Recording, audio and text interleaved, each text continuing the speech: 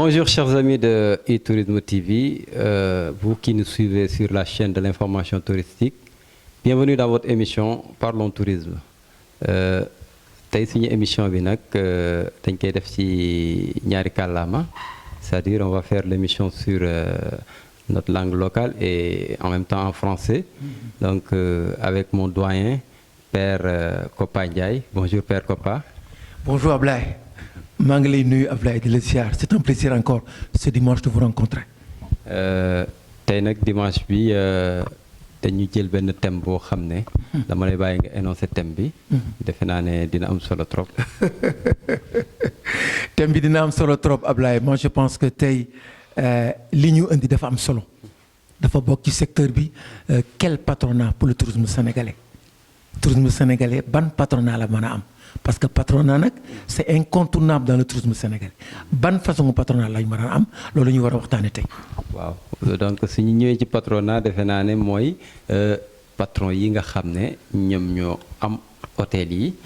regroupé wu ci benn structure boo xam ne benn groupement boo xam ne moom lañ tuddee am na ay tur yu bëri mais defe naa dañ lay bàyyi nga gën cee yaatal comme defe naa ne. wax nga ko Ablaye parce que xam nga le tourisme à peu près 80% dafa privé. te patronat amul dans le secteur touristique daf may jaaxal parce que ñoom ñuy ñëw c'est les gros patrons. ñoom ñuy investir. ñooy def création d'emplois yi. ñoom ñuy suivre le social. ñoom ñuy appuyer le gouvernement. ñoom ñoo koy waxtaan ak moom di diisoo ak le gouvernement ak l'État pour faire avancer les choses ñoom sax dañuy dem sax bay des fois ñu dugg au niveau de la promotion de la destination. kon ñoom la ñuy wax patronat Ablaye. kon ñoom maanaam am nañ solo trop ci réew bi. trop mais actualité oblige. dañuy laal benn pàcc bu ndaw. c'est-à-dire récemment. depuis que ñi annoncé. c'est vrai que ñu ngi ciy wax fréquemment 100 milliards yi. Monsieur le ministre Mame Mbaye Niang tudd fan yële ci benn coopération benn collaboration bu mu am partenariat ak FONGIP ñi génnee benn somme boo xam ne presque 100 milliards lay doon jagleel ko secteur tourisme bi mu doon loo xam ne secteur bi soxla na ko lool donc ci biir loolu soo seetloo fan yi ba ñu tuddee loolu ba tey démb ñu ngi assister benn réunion boo xam ne bu am solo benn groupement boo xam ne ñu ngi koy groupement yaa ngi commencé juddu di wax ci wàllu xaalis bi dugg ci ministère du tourisme naka lañ ko war a séddalee pour que ñëpp war cee mën a bénéficier wu. association yi nga xam ne ñi ngi juddu jamono yi. c'est des associations qui viennent pour défendre les intérêts des acteurs qui sont à la base. de la chaîne de valeur. c'est ça c'est-à-dire acteurs yi nga xam ne. ay patrons yu ndaw lañu ay chefs d'entreprise lañ ci secteur tourisme bi mais d'habitude seen loxo du mën a jot. ci kaw pour que ñu mën a bénéficier wu ci yenn avantages yi.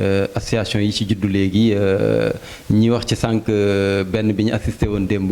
lan nga ci mën a ñëwaat tuuti xool. gis nga dans la déclaration de Fawzou Dème. Fawzou de passage maa ngi koy nuyu. un très bon agent touristique. il est mondial c'est un Sénégalais. il fait l'honneur de ce pays-là. il est africain il est en même temps mondial. mais li mu wax il a demandé à changer la donne. quand on relance nañu à partir de la base bi dafa am crème bu fi nekk boo xam ne il faut ñu yëkkati leen mënoo continuer Ablaye di verser dans les caisses d'un capitaliste des 100 milliards et autres xaalis bi bari na am nañ ay moyens pourquoi ne pas penser à ñu nekk ci suuf xam nga le tourisme dama koy considérer benn garab bu ñor am ñu pousse ñu yëg ba ci kaw bu ñu commencé lekk ba pare war nañu xalaat ñu nekk ci suuf parce que pour dundal tourisme la. Il y a de très bonnes structures yoo xam ne xam naa leen gis naa leen seen borom ngi gis ñu ngi liggéey guddi ak bëccëg 24 heures sur 24 mais il faut des moyens. yaa ngi may wax 100 milliards léegi wax na ko mais 100 milliards yooyu war nañu mën a fexe état renverser la chose. penser à ces fils qui sont en bas et qui travaillent pour développer le tourisme c'est important. waaw ma ñu gis ne association bi li ñu wax mooy ils veulent s'adresser directement au président de la République. Leur message. S'adresse directement au président de la République, pas au ministre, pas aux autres responsables de ce secteur, mais directement au président de la République. Yow Père loo gisee loolu. Moi je suis entièrement d'accord. Je suis entièrement d'accord parce que Boul Faten Ablaye, le président, c'est la personne morale de ce pays. C'est le gardien de la Constitution. Yëngal nañu dox nañu pendant des années xool nañu le tourisme est au ralenti demoon nañ ba ne le tourisme est en agonie boo xoolee en 2000 jusqu'en 2020 des choses comme ça il y a eu beaucoup de ministres de tourisme qui ont passé mais nag ñoom am nañu droit ne dañu bëggoon rencontrer le ministre le président de la République proposé ko benn document ne ko monsieur le président nii la ñu gisee le tourisme te je suis certain que ces professionnels mën nañu enrayer ce qu'on appelle la saisonnalité. Parce que pendant combien d'années ñuy def saisonnalité. Je suis certain que bu ñu conseiller par exemple le président de la République il serait très content de les recevoir et dire que ñii de waroon naa leen recevoir pour waxtaan ak ñoom. Parce que le président de la République, il est président de la République de tous les Sénégalais. Ça ne veut pas dire que nous négligeons le ministère du Tourisme, mais la personne, qui est indiquée actuellement dans les orientations, nous avons rencontré le président de la République.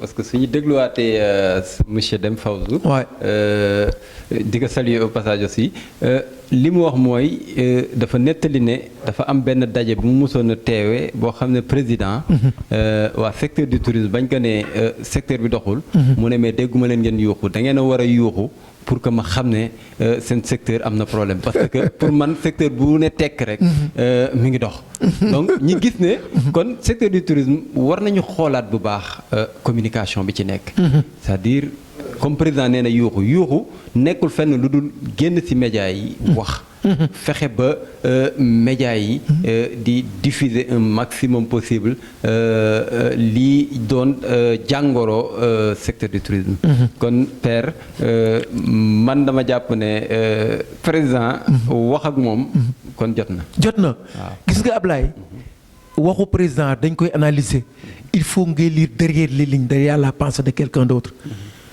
ñun duñu yëngatu agent touristique yi xam nga lu tax tous les agents touristiques c'est des ambassadeurs de leur pays ils ont une politique touristique adaptée à nos réalités du la xam rek niroo ña ñeneen ñi de jekki rek génn ci mbedd mi déedéet boo ko seetloo ku ci ne dañoo am correction dañoo am amour de leur pays dañoo am amour du métier parce que tourisme dafa fragile c'est comme du lait nga def ko sur le feu quand tu fais pas attention rek dafay lakk kon agent bi dafa am nu muy comporté woo soit day bind je suis certain que gars yi bind nañu plusieurs fois président waaw da comportement la c'est un comportement donc waaw kon ma jàpp ne parce que soo xoolee ci seen formation day gis formation élèves touristiques yi dañ leen di jàngal solu correctement c'est ça comportement exactement donc loolu kon da nga jàpp ne moo leen topp ba ñu demee ba nekk ay mag ci liggéey bi nekk ay professionnels da leen di topp ba déformation professionnelle moi je suis un ancien élève de l'école hôtelière quand je venais à l'école en 1970-72 c'était comme ça tu étais toujours correct sa correction la ñuy xool d'abord ci école bi ci mbedd mi ci entreprise bi ak lépp kon correction boobu moo lay topp ba nga xam da nga xam valeur doomu aadama xam nga génn ci mbedd bi def tentamar xaw a arrêté circulation bi xaw a jël nangam touriste bi génn enregistré loolu ñun bëgguñu ko yóbbu ko à l'étranger parce que nous vendons un produit fragile loolu moo tax bien que ci la ñu bokk ci état bi la ñu bokk kan état fa war a jékki-jékki xam ne le tourisme kat industrie la le tourisme met 400 milliards 350 milliards ci keesu état bi est-ce que état war na xaar tourisme jëm si ci état moo war a jëm si ci vers le tourisme c'est important parce que industrie la amul benn si buy dugaloo ak emploi aussi loolu moo tax déformation professionnelle boobu moo tax ba agent touristique boo gis dafa am correction mais xooloo yow ni nga correcté xooloo ñoom it sa baxane bi ok donc père ba tey suñu nekkee ci loolu waaw génn bii ñuy bëgg a def jëm ci président de la république di ne président lañ bëgg a dajal day ñëw aussi ci fekk ji le fait que ñi ci kaw daa mel ni su fekkoon def nañ li ñu war a def correctement di séddoo ak ñi ci suuf yéene ñi ci suuf lu ñëw ñi séddoo ko maanaam lu dugg ci secteur touristique ñi dugal ko lu nekk fi mu war a dem kon je pense que kon secteur bi yenn difficultés yi wala yenn problème du ci gaaw du ko am parce que xooloo foofu su nee na dans son discours man dama ci génne pratiquer le tourisme autrement il a parfaitement raison ça fait combien d'années que le tourisme est là et ça fait combien d'années que les petites structures souffrent nos étudiants Ablaye da nga dugg ci loo xam ne dafa am solo trop parce que tourisme il faut qu'il y ait une formation comment recevoir la clientèle comment faire une réservation, comment annuler une réservation, le soir autour d'une table, comment servir le client, c'est important. Ba nga xam ne ñoom dañ leen war a mën a considérer parce que le personnel par exemple, est-ce qu'aujourd'hui le personnel du tourisme, le personnel de l'hôtellerie n'est pas vieillissant? C'est vrai, il faut penser à ça. Il ne faut pas former les jeunes génn avec des masters 2, avec des licences touristiques et ne pas les employer. Man gis naa sax ne tey pardon tourisme bi dina gën a dimbali état bi. Dinañ dem ba en fin de compte qu'il y ait des contrats de partenariat entre l'école et les structures hôtelières, pourquoi pas. Fait que demander que chaque structure hôtelière, je prends temps. Chaque agence de voyage, je prends temps. Tous ceux qui parlent de tourisme pensent à ces jeunes parce que ces jeunes-là war nañu mën a apporter leneen dans le cadre de la relance parce que nous parlons de relance. Qui parle de relance parle de nouvelles forces. Qui parle de relance parle d'une nouvelle pensée touristique. Qui parle de relance parle d'une certaine orientation touristique qui va vers des lendemains meilleurs. C'est important, Ablaye. kon ñoom ñi ngi waajal seen daje bi ci mois d'avril bi. defe naa date bi ñoom xam naa dinañ ko joxe. defe naa c'est le 28 avril je pense.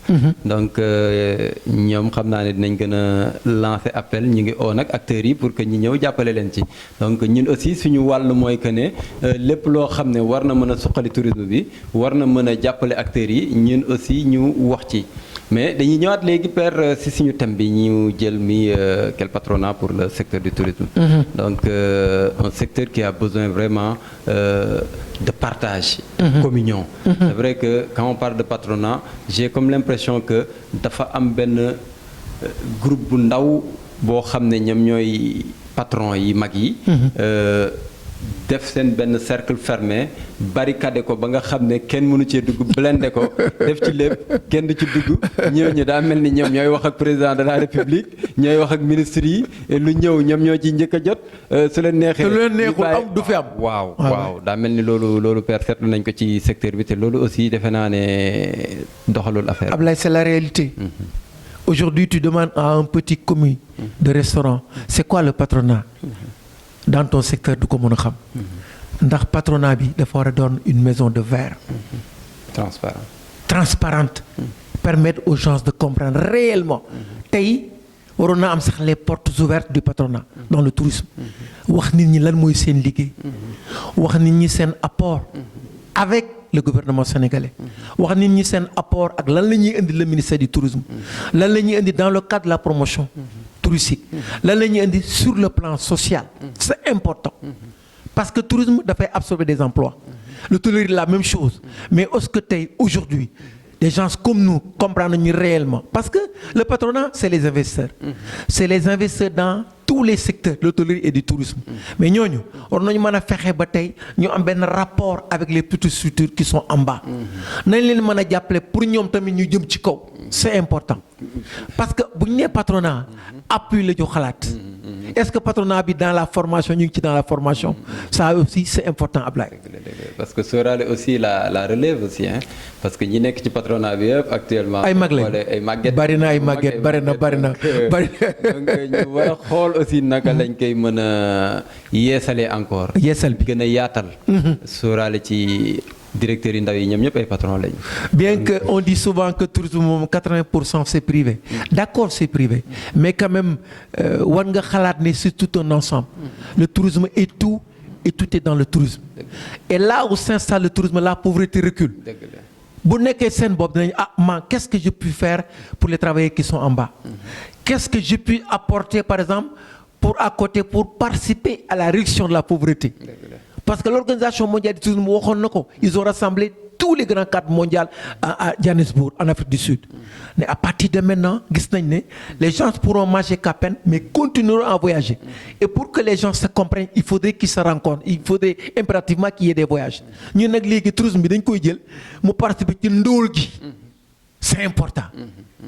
léegi kon sunuy patron dans le patronat est-ce que ñoom de temps en temps ñu def loolu jékki-jékki génn ànd ak par exemple seen guide yi dans les cars dem ci benn village ne bon nous avons envie de créer par exemple une école. def ko genre RSE. De créer une école. De faire une réduction d'eau, de créer un centre de santé, de faire des parrainages sur les enfants. C'est ce que nous attendons dans le tourisme de masse. C'est ça. Tant qu'il n'y a pas ça, on ne favorise que des voyages. Il faudrait que ce tourisme de masse pense aux préoccupations des Sénégalais. Que les Sénégalais sentent les retombées. C'est ça. Patronat bi war na dugg ci loolu, ça c'est important. Mais bu fekkee lu am rek ñoom la. Mais non. Patronat bi mën na dem sax ba dugg dans la promotion de la destination. Mais aujourd'hui, je vais amener l'association des guides touristiques du Sénégal. te mën nañu àndale par exemple l'association des cuisiniers du Sénégal. Favoriser le tourisme gastronomique, c'est important. Parce que patronat bi moom lépp lu mu investir rek day dellu soit ci moom. Justement, c'est investissement bi il faudrait que à fond ñu sentir ko réellement te bu ñu ko sentir s'il y a des retombées que les populations sentent dans le tourisme rek c'est exactement cela que le Sénégal a réussi sa mission. Mais parlons tourisme bi je pense que mën na jàppale le gouvernement pour réussir sa mission.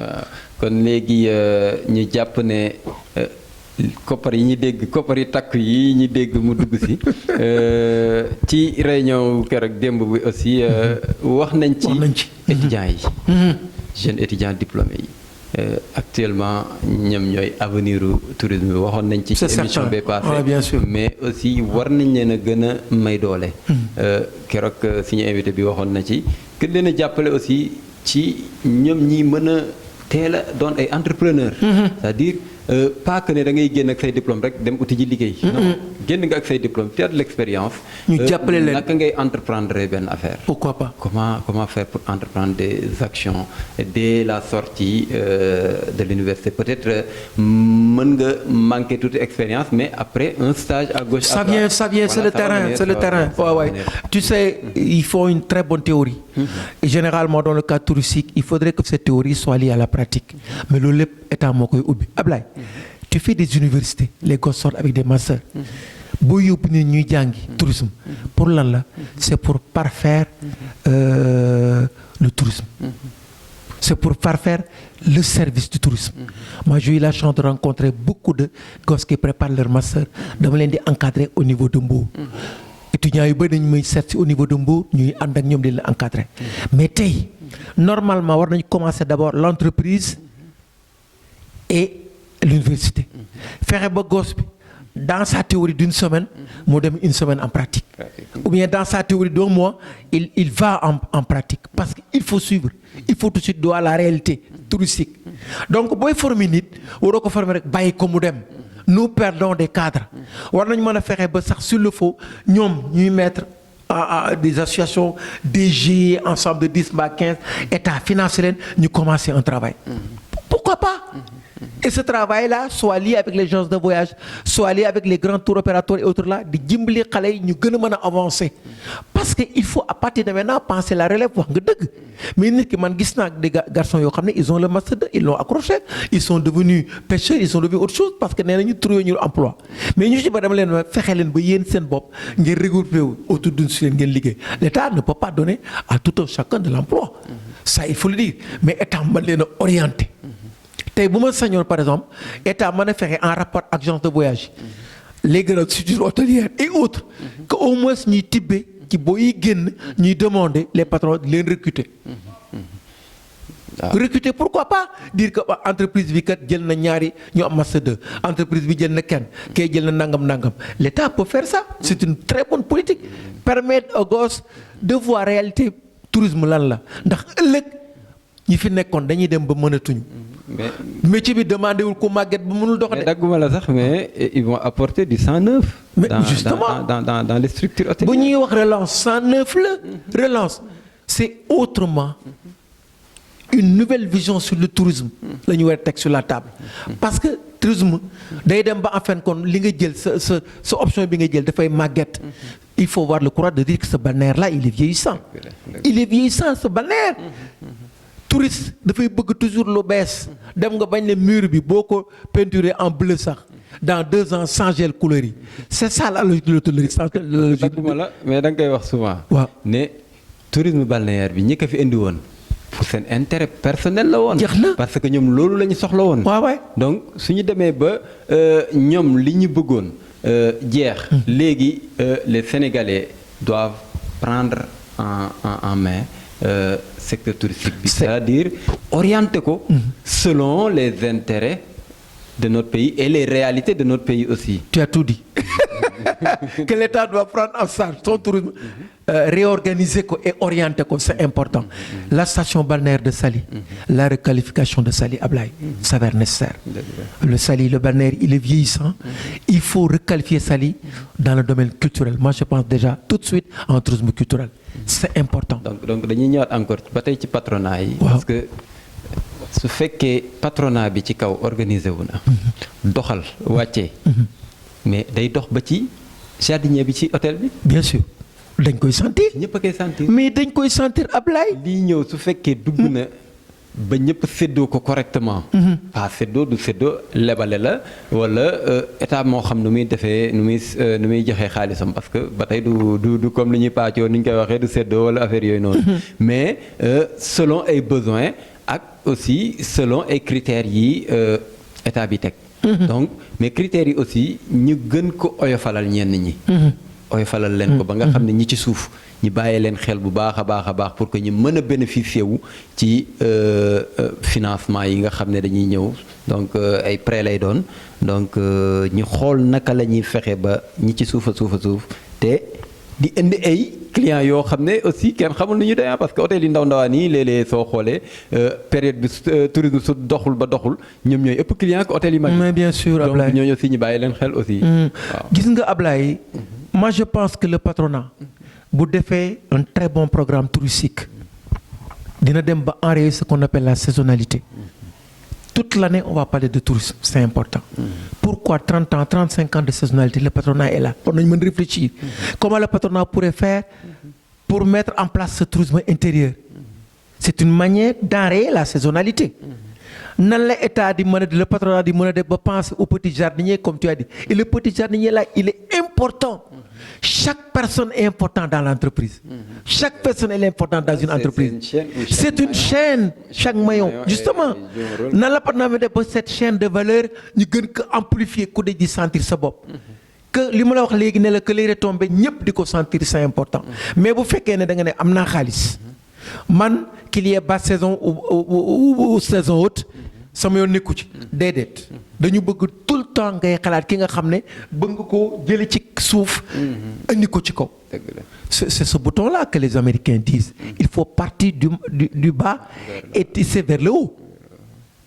Tey on parle de relance noonu la war a mën a demee fexe ba état commencé loolu les 100 milliards 100 milliards c'est beaucoup d'argent Ablaye mais 100 milliards les destiner à qui?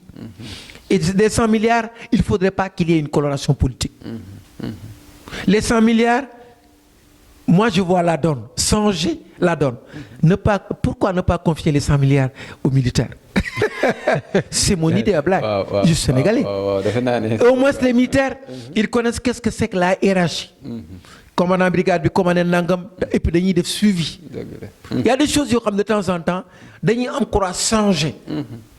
Civil lañ ko doon jox est-ce que mënuñ ko confier les militaires pour voir jéem a seet yan structure appropriée le microtourisme Ablaye il est important Ablaye nous avons encadré Ablaye Faye nous l'avons encadré ministère du tourisme moo ko indi pour le microtourisme la première émission bi ñu defa moom tu te rappelles ak émission bi ñoo ko animé ni mu amee import dañu xëy suba rek tegoon ko benn place arrêté microtourisme mais c'est dommage pourtant microtourisme amul xalaat bu gën a rafet le microtourisme financer la base bi jaaykatu caaf bi ak bokk ci tourisme Ablaye la marchand d'objets d'art borom jën bi c'est un secteur qui est transversal qui répond à tous les secteurs de développement. ñooñu buñ ci bokkul du tourisme voyage la on ne favorise que des voyages. waaw c'est que père aussi microtourisme defe naa dinañ ci ñëwaat tuuti parce que ñu bëri soo nee microtourisme li ñuy njëkk a xalaat léeg-léeg mooy tourisme bu ndaw ay acteurs yu ndaw yi nekk ci tourisme bi. mais dañ cee war a waxaat parce que dafa nekkoon loo xam ne benn alternative benn c'était parallèle par rapport ak crédit hôtelier bi. dañu créer crédit hôtelier mu nekk loo xam ne c'était pour les hôtels les grands hôtels ak. c'est ça. mais loolu mënutoon a concerner acteurs yu ndaw yi. ñu ne léegi par rapport à ça nañu créer beneen bu parallèle ak crédit hôtelier bi nekk microtourisme. Donc si ñu comprendre bu baax microtourisme du lenn lu dul beneen financement boo xam ne dañ ko jagleel ñii acteurs yi ndaw ndawaan yi hôtel yi nga xam ne amuñu yenn kii yi mu doon loo xam ne mënoon da doon dem ba 50 millions. Donc loolu aussi c'était pas négligeable. mais tu as dit xanaa microtourisme xamoo sax Ablaye kiy def caaf di ko def ci bouteille di ko jaay hôtel bi gis nga ko. dëgg la. kii jënd ay nangam naam di ko yóbbul ay poissons di ko yóbbul mais c'est les prestataires là ñoom la ñuy gën a wax microtourisme parce que ils sont en bas ils sont dans le tourisme ils ont une petite affaire demoon nañ bay wax leen ne ñoom tamit nañu def seen i emballage présenté ko def seen i projet képp koo xam ne taximan bi yor sax di yóbbu ay touristes ak nangam naam def Joal Fadiouth ak Mbour Gorée et autres là ci la bokk kon li nga wax ne financement pour les hôteliers bi génnoon c'est pour les hôteliers am nañu am ay 300 millions am nañu am 600 millions ça c'est pour ceux qui gèrent les hôtels entre 4 étoiles 3 étoiles 2 étoiles et autres là et 5 étoiles luxe mais ñi nga xam ne nag ñoom ñooy def loolu te ñoom ils sont indispensables pour l'hôtel je pense que ñooñu la ñuy wax ñooñu la ñuy gënoon le microtourisme léegi nag 100 milliards yooyu moi je pense que tey Ablaye ci sunu information yi ñu jot déjà ministère laajaat na dossier yi delluwaat na fële au ministère ils vont nag crier il y a même des gosses yoo xam ne ils ont le BTS ils ont le master bëgg nañu créer benn agence amuñu xaalis bëgg nañu jënd ñaari car pour de benn agence de voyage amuñu xaalis il faut penser à ces gens là Ablaye vous êtes le directeur de e-tourisme tu as besoin d'autres micros tu as besoin de matériel et autres là et moi je pense que tey tamit yow sa microtourisme parle de toi parce que tu es à l'intérieur du tourisme ah ouais dëgg la c'est exactement cela donc père defe naa ne suñu toppee li ñuy wax neex na lool te c'est très intéressant waaw xam naa ne suñ ko toppee mën nañ fee toog journée bi yëpp di wax nag wi duuf na mais lépp xajul ci cin li lépp xajul ci kin ni donc père lan mooy sa dernière kàddu ci thème bi ñu jël tey di quel patronat pour le secteur du tourisme. attirer attention rek le patronat ne leen ñun ñoom la ñoom patronat la ñoom parce que vraiment c'est des Sénégalais bien des étrangers qui viennent s'investir la création d'emplois ils pensent au social mais ñu gën a ubbeeku pour nit ñi xam leen bu baax ma leen approcher ñu gën a mën a jàppale les travailleurs c'est les travailleurs qui font revenir les clients. C'est les travailleurs qui marquent ce qu'on appelle la fidélisation de la clientèle. Patron bi mën na toog ci bureau climatisé mais xamul luy commis de restaurant bi di liggéey. Si le client revient c'est à cause de ces travailleurs là c'est important. Il faut sauver l'emploi. C'est important Ablaye di leen remercier bu baax a baax di ñaanal ñëpp mais Ablaye parlons tourisme judd na parlons tourisme ñëw na à son heure le bébé est né ku ci ne na ci jàpp parce que xalaat bi rafet na lool.